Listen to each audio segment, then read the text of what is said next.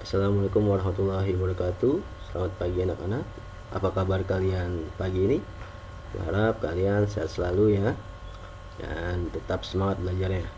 Nah, hari ini kita akan belajar IPS tentang memahami faktor penyebab kegagalan berbagai bentuk perlawanan terhadap pemerintahan kolonial, mampu mengidentifikasi peristiwa-peristiwa yang menandai masa awal pergerakan nasional. Ya, pada masa awal pergerakan nasional. Ya, sebelum kita memulai pembelajaran, alangkah baiknya kita berdoa dulu ya. Mudah-mudahan apa yang kita pelajari hari ini, apa yang kita lihat dalam video ini bisa dipahami dengan baik, dan juga tugasnya pun bisa dikerjakan dengan baik pula. Kita langsung saja.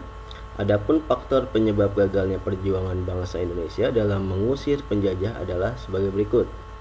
Yang pertama, perjuangan bersifat kedaerahan. Kedua, perlawanan tidak dilakukan dengan secara serentak. Ketiga, masih bergantung pada pimpinan. Jika pemimpin tertangkap, perlawanan terhenti. Yang keempat, kalah dalam persenjataan. Yang kelima, Belanda menerapkan politik adu domba atau divide et impera.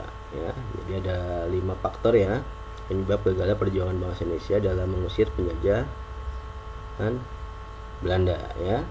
Ya, bersifat kedaerahan itu biasanya ya masih dalam ruang lingkup kecil ya, masyarakat kecil yang ingin melawan ya, itu adalah ya perjuangannya masih bersifat kedaerahan, memakai senjata-senjata yang tradisional.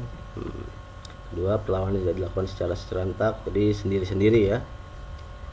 Ketiga, masih bergantung pada pimpinan ya, jadi ketika pimpinan tidak tertangkap ya, maka perlawanan pun akan berhenti. Kalah dalam persenjataan ya, seperti tadi ya, senjatanya masih banyak yang tradisional. Yang kelima, Belanda menerapkan politik adu domba ya, jadi ketika ada salah satu organisasi atau kelompok ingin berperang ya, maka Belanda melakukan pendekatan dengan cara mengadu domba mereka.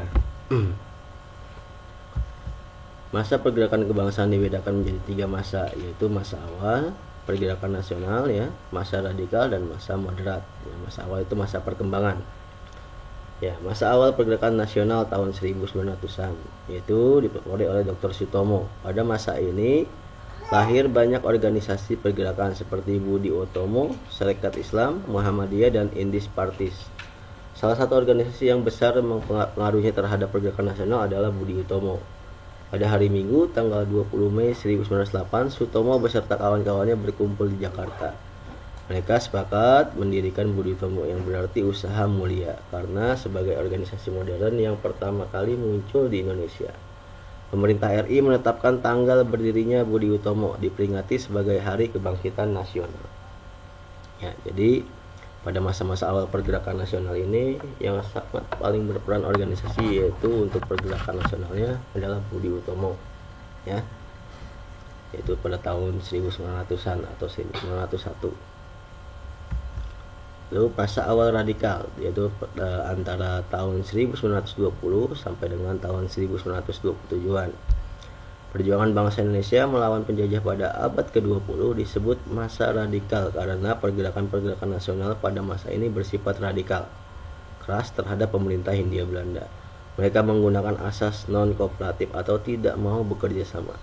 Organisasi-organisasi yang bersifat radikal adalah Perhimpunan Indonesia atau PI, Partai Komunis Indonesia atau PKI, Nahdlatul Ulama, dan Partai Nasional Indonesia.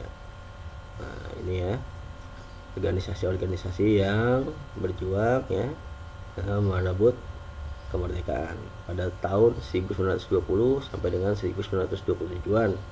Itu pada masa awal radikal kekerasan ya. Lalu yang terakhir adalah masa moderat atau tahun 1930-an. Sejak tahun 1930, organisasi-organisasi pergerakan Indonesia mengubah taktik perjuangannya. Mereka menggunakan taktik kooperatif, bersedia bekerjasama dengan pemerintah Hindia Belanda. Organisasi-organisasi yang berhaluan moderat antara lain Partindo 1930, PNI Baru, Partai Indonesia Raya, Gerakan Rakyat Indonesia, dan Gabungan Politik Indonesia atau GAPI. Selain organisasi-organisasi di atas, masih banyak organisasi kepemudaan dan keagamaan lainnya yang ada dan berkembang pada masa itu, antara lain Pergerakan Tarbiyah Islamiyah atau PERTI, Majelis Islam ala Indonesia MIAI, Jong Islamitenbond, Sumatera Tawali yang lahir di Minangkabau, Persatuan Pemuda Kristen, dan Persatuan Pemuda Katolik. Ya, jadi ya pada masa 1930 organisasi Pergerakan Indonesia mengubah taktik perjuangannya ya. Mereka menggunakan taktik yang lebih kooperatif atau bisa bekerja sama ya dengan baik kepada pemerintah Hindia Belanda. Ya, oke, itu saja ya materi untuk hari ini. Untuk tugasnya yaitu halaman 46 ya. Yang kemarin Bapak udah share ya, buku online ya, itu ada di halaman 46, tema 7. Pertama, mengapa berbagai bentuk perlawanan terhadap Belanda sering mengalami kegagalan. Ya, yang kedua, bagaimanakah perubahan strategi perlawanan terhadap Belanda dilakukan oleh kaum atau golongan muda terpelajar. Tiga, peristiwa apa yang menandai lahirnya masa pergerakan nasional. Yang keempat, jelaskan pembagian masa pergerakan nasional. Yang terakhir, peristiwa apa saja yang melatar belakangi ditetapkannya Hari Kebangkitan Nasional. Nah, jelaskan alasannya. Ya, tugasnya dikerjakan di buku tulis dan materi pun tetap ya ditulis, nanti Bapak akan cek ya pada saat pengumpulan baru akan mendapatkan nilai. Nah, untuk selanjutnya ini ada tugas lagi ya, dua soal ya. Tuliskan secara singkat tentang perjuangan Dr. Sutomo dalam menghadapi penjajah. Tadi sudah ya. Dua, baca dengan jelas dan berikan komentar atau presentasi biografi dan kisah perjuangan Dr. Sutomo tersebut di depan kelas.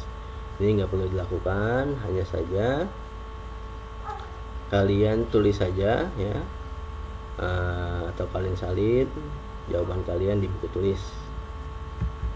Oke, itu saja ya materi dan tugas untuk hari ini. Selamat belajar, salam sehat, dan terima kasih. Assalamualaikum warahmatullahi wabarakatuh.